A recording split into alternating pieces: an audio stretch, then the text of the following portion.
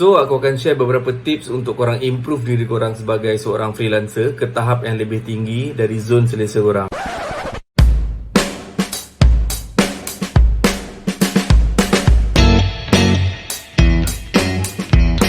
Assalamualaikum, nama aku Nazrin dari JLM TV. Okey, kepada yang dah subscribe channel ni, terima kasih banyak aku ucapkan. Dan kepada yang baru di channel ni, jangan lupa subscribe untuk konten-konten yang menarik yang mungkin dapat bantu diri korang.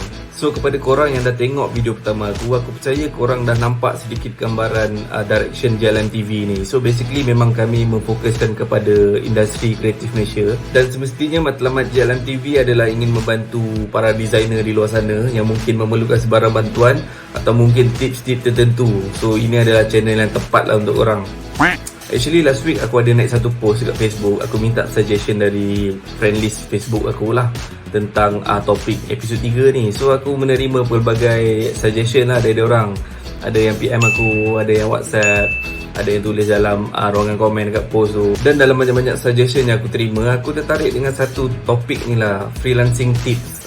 Bukan nak kata topik-topik lain tak menarik, cuma mungkin aku akan cover di video-video akan datang lah. So, aku akan share beberapa tips untuk korang improve diri korang sebagai seorang freelancer ke tahap yang lebih tinggi dari zon selesa korang.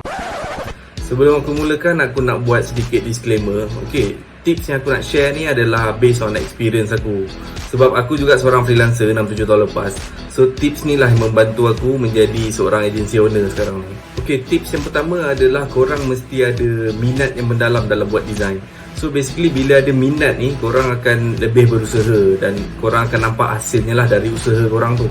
Dari minat juga akan datangnya kesungguhan. So mungkin korang akan lebih bersungguh-sungguh dalam buat sesuatu kerja tu. Atau mungkin korang akan beli software original, korang akan beli toolkit, equipment yang sepatutnya lah untuk jadi seorang designer. Seperti yang semua tahu, designer is a problem solver. So perkataan minat tu wajib ada lah dalam setiap designer. Sebab bila kau buat sesuatu projek, kau akan selesaikan masalah tu dengan bersungguh-sungguh tau.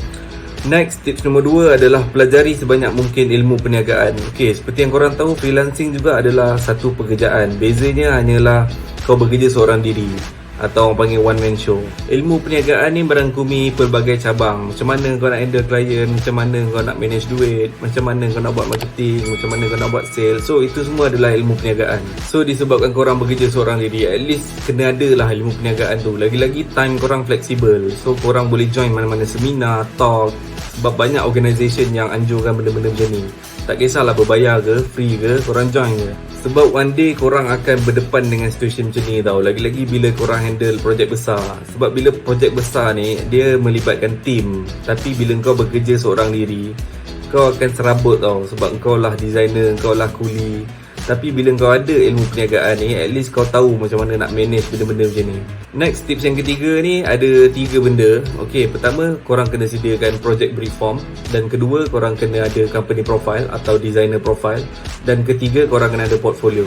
Okay, aku akan explain kepentingan 3 benda ni. So, yang pertama tadi, project brief form. Okay, basically project brief form ni adalah satu form untuk korang bagi dekat klien atau prospek korang untuk diorang isi maklumat-maklumat penting untuk projek baru diorang. So yang kedua adalah company atau designer profile. So basically profile ni adalah satu dokumen yang mengandungi semua maklumat korang, maklumat syarikat korang yang korang akan bagi ke klien atau prospek supaya diorang lebih mengenali korang, mengenali background korang dan sebagainya. Dan yang ketiga adalah portfolio. So portfolio ni adalah dokumen yang mengandungi best artwork korang lah untuk korang showcase kepada klien atau prospek korang. So 3 benda yang aku senaraikan ni ada kepentingan tersendiri dan korang wajib sediakan lah. Sebab bila korang berdepan dengan klien atau prospek, korang akan tunjuk sesuatu kepada diorang dan itu menunjukkan yang korang profesional dan serius dalam berbisnes.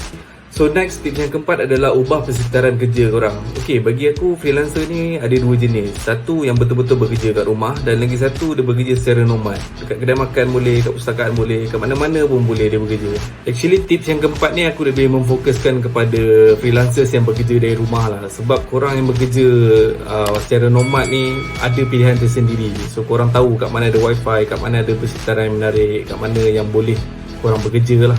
So untuk korang yang bekerja dari rumah ni, aku sarankan sangat untuk korang ubah persekitaran kerja tau. Sebab benda ni melibatkan psikologi, melibatkan minda kau. Bukan aku suruh kau jadi nomad freelancer, tapi at least kau ada satu space yang betul-betul boleh buat korang fokus lah kepada kerja yang korang tengah buat. Kalau ikut pengalaman aku dulu, masa zaman freelancer, aku pun kerja dari rumah. Tapi pada satu tahap, aku tak boleh tahan nak kerja kat rumah. Sebab bila pusing kanan, nampak katil. Pusing kiri, nampak dapur, nampak makanan.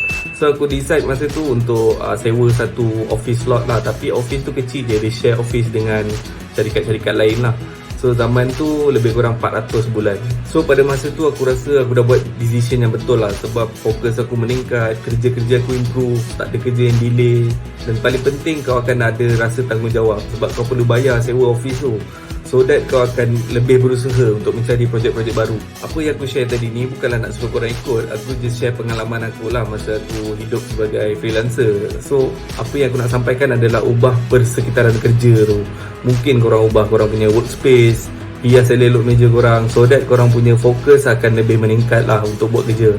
Okay, next tip yang kelima adalah beranikan diri untuk cakap tidak kepada klien atau prospek korang.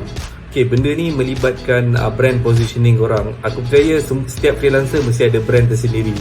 So korang ada tahap korang sendiri, korang ada target market sendiri, korang ada target audience sendiri. Aku percaya zaman sekarang zaman survival dan aku faham korang agak struggle untuk cari projek-projek baru. Tapi once korang dah positionkan brand korang, korang kena kentalkan hati lah untuk cakap tidak kepada klien ni. Sebab untuk jaga kau punya brand equity tu, value kau. Actually apa yang aku maksudkan dengan berani berkata tidak kepada klien ni, benda ni melibatkan kau punya value tau. So let's say kau punya logo rate RM500, tapi klien atau prospek offer kau RM300. So ini maksudnya kena kentalkan hati tu, sama ada kau nak tolak atau terima. Tapi let's say kau terima, kau punya brand value mungkin jatuh atau mungkin tak maintain lah. Tapi kalau let's say kau tolak, kau akan jaga value kau tu. Dari menjaga brand value lah korang akan mula berkembang. Sebab klien atau prospek yang korang tolak tadi ni, dia akan mula adapt tau bahawa designer pun ada rate tersendiri, ada value tersendiri. Dan berkemungkinan juga diorang akan recommend korang ke klien yang lebih besar. Next, tips yang keenam adalah sentiasa follow up dengan klien baru atau klien lama korang. Sebab benda ni melibatkan dengan konsistensi korang tau. Dengan membuat follow up ni, actually korang secara tak langsung memberitahu klien atau prospek bahawa korang ni masih wujud, masih relevan dan mungkin mempunyai masa yang terluang lah untuk projek-projek baru dorang. Dan secara psikologinya, klien akan fikir korang ni ada kesungguhan dan serius dalam membuat bisnes. Ada banyak jenis cara untuk korang follow up dengan klien atau prospek korang ni. Sama ada korang guna phone call, guna WhatsApp atau mungkin guna email blast lah. Tapi bergantung juga dengan jumlah previous klien korang atau klien baru korang. Kalau let's say banyak, korang boleh guna email blast lah. Atau kalau sikit, korang boleh guna WhatsApp atau mungkin message biasa lah. Okay, next tips yang ketujuh adalah buat website untuk bisnes korang. Okay, benda ni melibatkan korang punya authenticity dan juga keselamatan bisnes korang. So, apa yang aku maksudkan dengan authenticity ni, setengah klien dia nak tengok sama ada bisnes korang ni legit ke tak. So, dia akan cari website korang dulu sebelum dia cari Facebook atau mana-mana platform lah yang korang ada. Maksud keselamatan pula, benda ni melibatkan data collection korang tau. Sebab bila korang collect maklumat klien atau prospek korang, korang tak boleh mengharapkan social media saja sebagai korang punya main platform.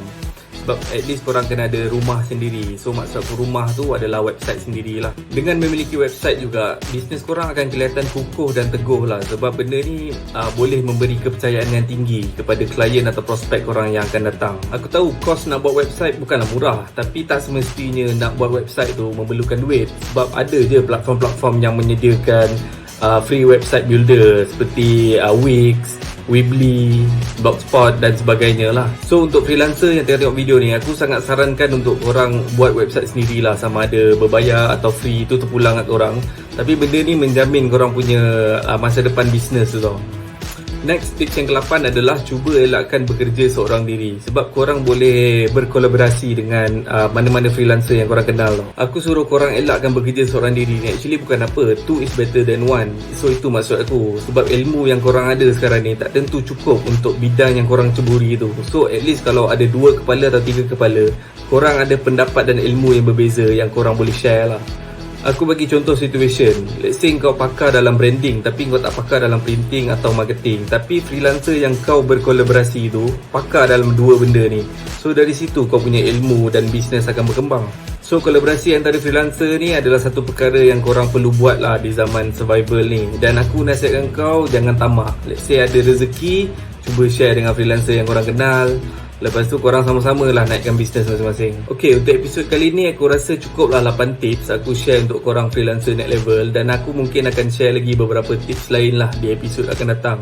Tapi sebelum tu aku ada bonus tips untuk korang. So bonus tips yang aku maksudkan adalah korang daftar MOF dan dapatkan sijil MOF. So kepada yang tak tahu MOF tu apa, MOF tu Ministry of Finance. Actually nak daftar dan dapatkan sijil MOF ni senang je.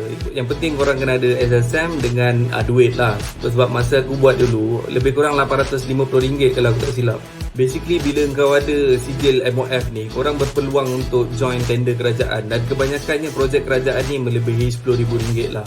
Tapi kalau let's say bawah RM10,000 pun mungkin limited lah projeknya. Dan korang akan dapat invitation melalui email setiap kali diorang memerlukan servis yang korang daftar lah. Kalau ikutkan itu positive side-nya lah. Kalau ikut negative side-nya, normally kerajaan akan request at least 3 quotation lah dari 3 vendor yang berbeza. So kat situ korang kena lawan harga lah dengan 3 vendor ni untuk korang menang tender tu. Tapi ada juga kerajaan yang request untuk korang propose dulu proposal atau mungkin artwork lah untuk diorang nilai antara vendor-vendor yang join ni. And that's all for today. Aku rasa untuk episod kali ni cukup sampai di sini je lah sharing aku kali ni. Dan aku mungkin akan share lagi lah di episod akan datang. So untuk korang yang belum subscribe channel ni, jangan lupa subscribe channel Jalan TV. Dan untuk korang yang suka dengan konten sharing aku kali ni, jangan lupa like dan share video ni. Okay, Assalamualaikum.